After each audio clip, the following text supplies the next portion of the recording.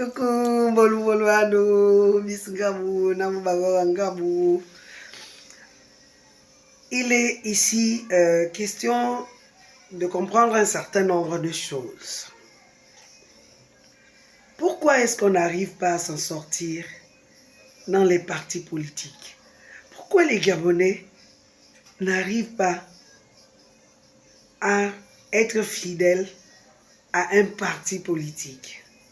C'est tout simplement parce que dans nos partis politiques, il n'y a pas d'idéaux.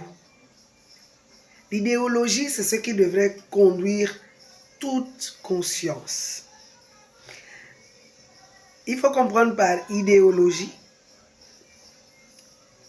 ce qui devrait animer chacun pour adhérer à un parti politique, c'est-à-dire les objectifs prônés par un parti politique, par une association. Si les objectifs sont donnés, appréhendés, assimilés,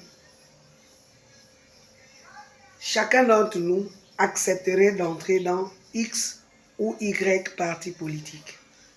Certains nous disent, mais oui, mais vous parlez, vous critiquez, mais vous ne venez pas proposer. Mais on propose quoi? Donc quoi? On ne peut pas être en train de créer une multitude de partis politiques.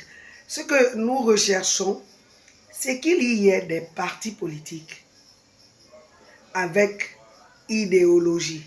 C'est-à-dire que même celui qui a fondé le parti politique, lorsqu'il fait défection, lorsqu'il trahit, lorsqu'il meurt, lorsqu'il décide de se retirer de la politique, d'autres personnes doivent être capables de suivre, de continuer dans ce parti politique parce qu'ils savent quels objectifs ils poursuivent. Mais ici, nous sommes dans la politique de « c'est mon frère, c'est ma soeur, c'est mon époux, c'est mon épouse, c'est mon chef de... » Et donc, nous ne suivons pas les idées prônées par un parti politique. Nous suivons simplement une connaissance, on va dire ça comme ça. En dehors de la connaissance, d'autres sont là parce qu'on les a payés pour être là, pour venir faire le nombre, pour venir donner une voix en plus, ainsi de suite.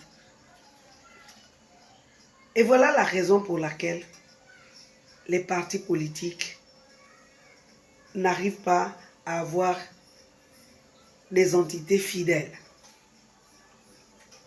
Aujourd'hui, nous sommes en train d'aller aux élections. Mais tout est faussé à la base parce que quelqu'un vit à Libreville et se fait voter à Tchibanga. Alors comment voudriez-vous avoir des provinces souveraines quand l'on vit à Tchibanga et toutes les décisions sont prises à Libreville? Ceux qui sont votés au nom de Moabi, au nom de Bitam, vivent à Libreville. Donc en réalité, ne connaissent même pas les besoins immédiats des populations de là où ils sont votés. Ils ne sont là que parce qu'ils ont de l'argent.